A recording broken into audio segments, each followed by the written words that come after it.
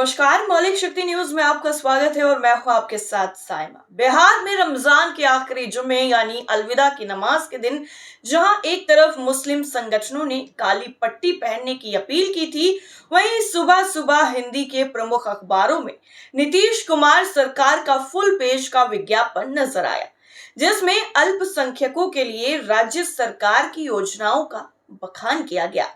मुस्लिम संगठनों ने काली पट्टी लगाने की अपील केंद्र सरकार के वक्फ संशोधन बिल का विरोध करने के लिए की थी। इन संगठनों ने पटना में 26 मार्च को इस बिल के खिलाफ जबरदस्त धरना दिया और नीतीश कुमार को आड़े हाथों लेते हुए कहा कि अगर नीतीश कुमार इसका विरोध नहीं करते हैं तो सेकुलर होने का उनका दावा निरर्थक है। धरना देने वाले संगठनों में all India Muslim personal law board के अलावा बिहार झारखंड की प्रमुख धार्मिक संस्था इमारते रिया भी शामिल थी। इनके अलावा जमाते इस्लामी हिंद के प्रमुख सैयद सादुल्लाह हुसैनी भी दिल्ली से इस धरने में शामिल होने के लिए पटना पहुंचे थे।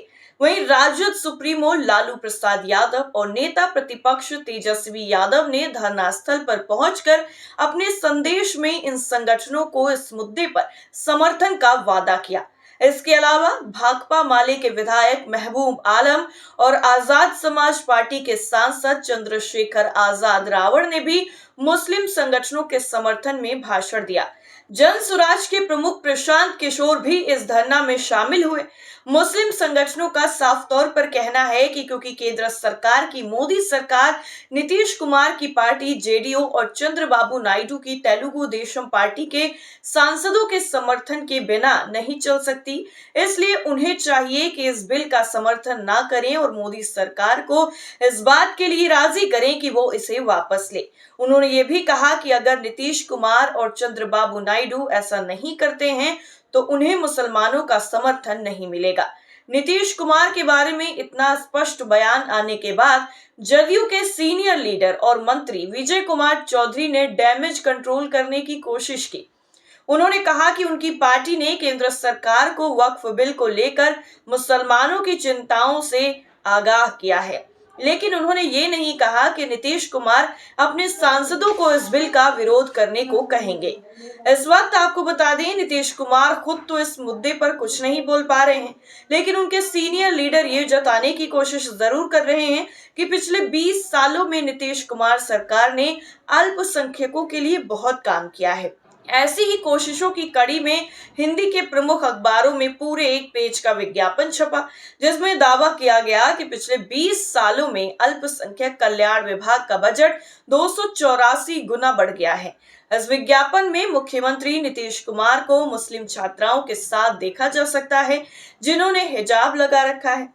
स्वतंत्र टीकाकारों का कहना है कि बजट में इजाफा केवल अल्पसंख्यक कल्याण विभाग में नहीं हुआ, बल्कि सभी विभागों में हुआ है। वहीं इस विज्ञापन में किए गए दावों पर भी सवाल उठाते हैं, जैसे कि इस विज्ञापन में उर्दू शिक्षा पर जोर देने का दावा किया गया है, लेकिन उर्दू के विद्वानों का कहना है कि यह नीतीश कुमार की सरकार का केवल फरेब है। वो ये भी कहते हैं कि बजट के आकार के अनुपात में अल्पसंख्यक कल्याण का बजट बहुत कम है। मुस्लिम संगठनों का साफ तौर पर कहना है कि इस समय बजट असली मुद्दा नहीं है, बल्कि असली मुद्दा यह है कि वक्फ संशोधन बिल का नीतीश कुमार विरोध क्यों नहीं कर रहे हैं। मुंगेर से नीतीश कुमार की पार्टी के सांसद केंद्रीय मंत्री ललन सिंह ने लोकसभा में इस बिल का खुलकर समर्थन किया था और मुसलमानों की आपत्तियों को खारिज कर दिया था। इसके बाद मुस्लिम संगठनों ने नीतीश कुमार से मुलाकात की, लेकिन उनकी तरफ से उन्हें कोई आश्वासन नहीं मिला। जब इस बिल को संयुक्त संसदीय समिति यानी जेपीसी ने सौंप दिया तो उसके बाद भी मुस्लिम संगठनों ने नीतीश कुमार से मिलने की कोशिश की, लेकिन आरोप ये लगा कि उन्हें उनसे मिलने नहीं दिया गया। नीतीश कुमार पर आरोप है कि इस समय वो ऐसे नेताओं से घिरे हैं जो उन तक मुसलमानों के विरोध को नहीं पहुंचने दे रहे और भारतीय जनता पार्टी की नीतियों के करीब हैं। ऐसे में जदयू की तरफ से डैमेज कंट्रोल करने की कोशिश की जा रही है और गुरुवार को पटना के हज हाउस में जदयू की तरफ से आयोजित इफ्तार पार्टी में नीतीश कुमार के लिए खूब नारे भी लगाए गए। जदयू के वरिष्ठ नेता विजय कुमार चौधरी लगातार ये दावा कर रहे हैं कि नीतीश कुमार को अल्पसंख्यकों यानी मुसलमानों का भरपूर समर्थन मिल रहा है।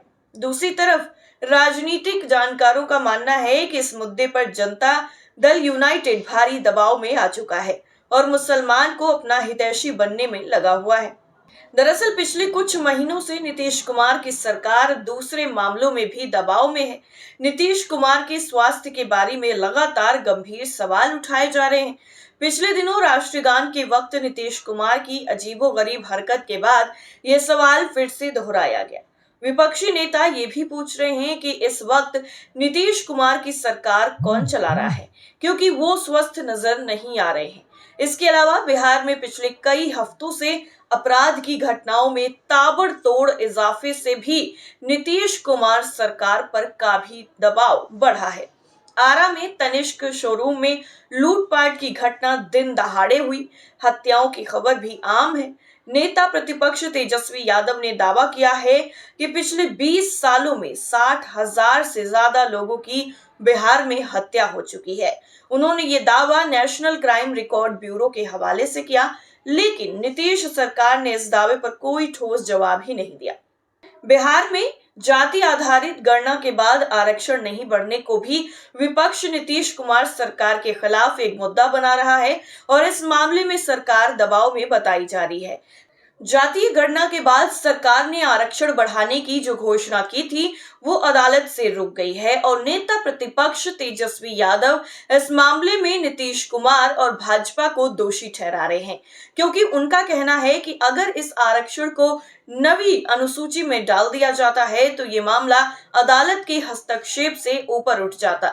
इसके अलावा कांग्रेस नेता कन्हैया कुमार इस वक्त पलायन रोको नौकरी दो पदयात्रा भी कर रहे हैं, जिससे बिहार में पलायन की समस्या एक बार फिर चर्चा में है।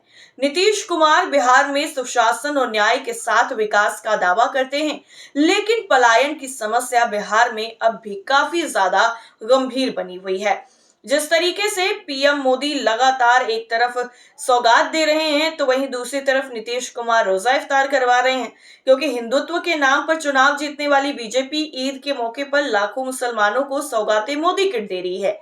इस किट में कपड़े, दाल, चावल, सेवई, सरसों का तेल, चीनी और खजूर शामिल है।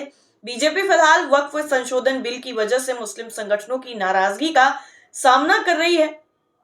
इसी नाराजगी का डैमेज कंट्रोल करने के लिए शायद ये कुछ किया जा रहा है, लेकिन क्या कुछ इस पूरे मामले में आगे देखने को मिलता है और क्या ये डैमेज कंट्रोल कुछ काम आएगा, ये देखना काफी अहम होगा। वैसे आपको क्या मानना है इस खबर पर कमेंट करके जरूर बताइए। फिलहाल के लिए इतना ही। नमस्कार।